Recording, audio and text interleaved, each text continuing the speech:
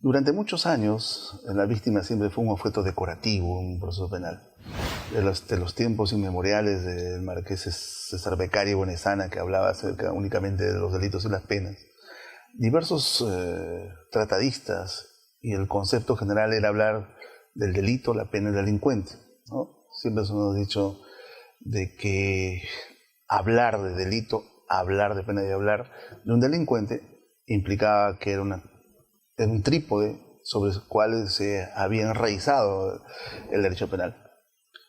Pero cuando empiezan a aparecer nuevos pensadores, aquellos dialectos, ideólogos, lo que significa la presencia de la víctima en todos los procesos, inclusive la víctima que podía ser en este caso el Estado en los delitos de corrupción de funcionarios. Vemos que desde 1948 se acuñó el tema de la victimología. Benjamín Mendelssohn había acuñado esa frase, la victimología, la víctima del delito, el estudio de la víctima del delito. Junto con él, diversos tratadistas como Hans von Hentin, cuando escribió The Criminal and His Victim, el criminal y su víctima, y decía que por las venas de la víctima corre la sangre criminal. Había hablado de lo que se llamaba la pareja victimal, ¿no? Y muchos casos en los que se había visto involucrado una víctima decía que tenía parte de responsabilidad, lo que en un momento actual estamos hablando ya en el derecho penal, esa directa participación de la víctima. Si hemos avanzado de la víctima a lo que luego la victimología,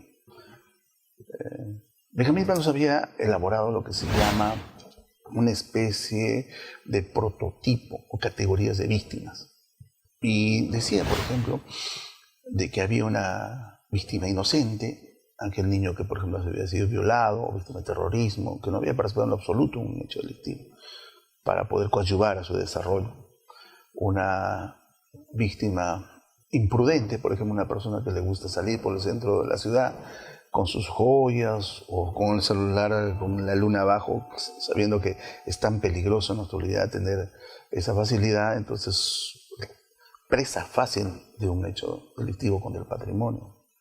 Había hablado, por ejemplo, de una falsa víctima que señala haber sido víctima de un delito cuando no lo es. Había hablado en la elección de la víctima culpable que cuando sobre él recae una sanción mayor que el daño que quiso causar. Pero cuando entra al tema relacionado a la víctima provocadora, que por ejemplo yo soy hincha de Universidad de Deportes y se me ocurre ir con mi camiseta crema a un clásico en el Comando Sur, la barra más brava de lo que significa el Club Alianza Lima. Yo creo que sobre mí va a recaer no solo una lesión, inclusive hasta puedo perder la vida. O si un hincha de Alianza Lima se va con su camiseta blanca y azul a lo que llamamos la trinchera norte. ¿Se imaginan lo que ocurriría? Es una víctima provocadora, ¿no?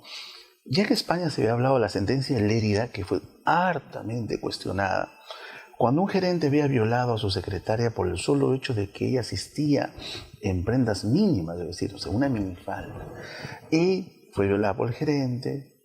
Y ahí hablaban en ese tiempo en España de la concausalidad, la corresponsabilidad de la víctima en un hecho delictivo.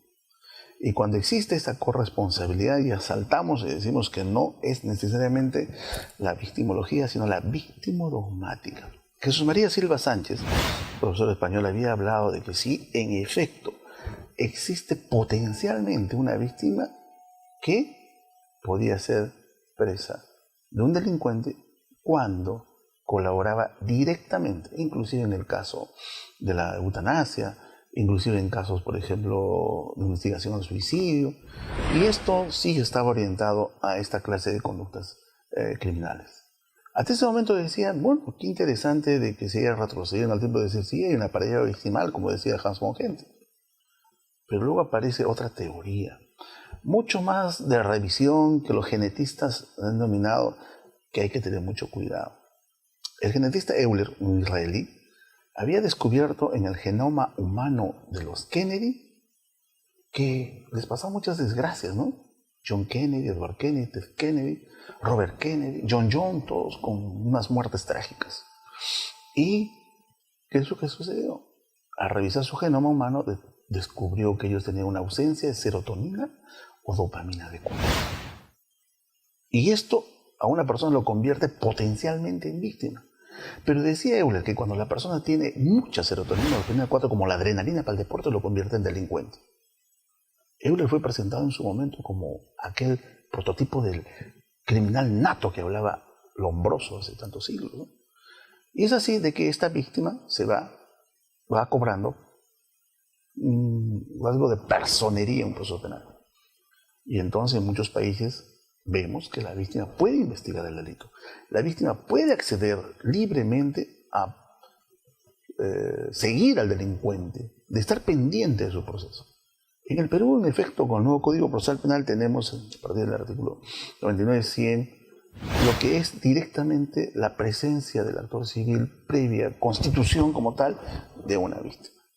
Creo como tal sí puede la víctima del proceso penal participar no solo en la investigación, interponer los recursos impugnativos cuando le sea desfavorable, inclusive en los casos de absolución que el fiscal no haya interpuesto recursos de apelación, de tal forma que ya no es un objeto decorativo más la víctima, sino tiene un rol protagónico. La víctima en sí, durante mucho tiempo, decíamos de que ha sido soslayada y ni siquiera tenía una respuesta. Parte del Estado, en la actualidad, creemos, ya dentro de lo que constituimos la gran parte del Perú, solo nos faltaría Lima, geográficamente hablando, para que rija el nuevo Código Procesal Penal, porque siempre abogamos. Y que, por lo tanto, podíamos avisorar, a diferencia de la parte civil del Código de Procedimientos Penales del año 1940, lo que es sí la participación activa en el Código Procesal Penal, que nos rige en todo. Consideramos que sí es oportuno de que en base a esos fundamentos y criterios sea posible ya la implementación en su totalidad del nuevo Código Procesal Penal, donde podemos tener ciertamente de que el actor civil, pues esta víctima constituida como tal, tiene una presencia, consideramos, ya no decorativa, sino protagónica en la investigación de un hecho y más aún en búsqueda, lo que normalmente siempre se reclama de parte de ellos, lo que es justicia.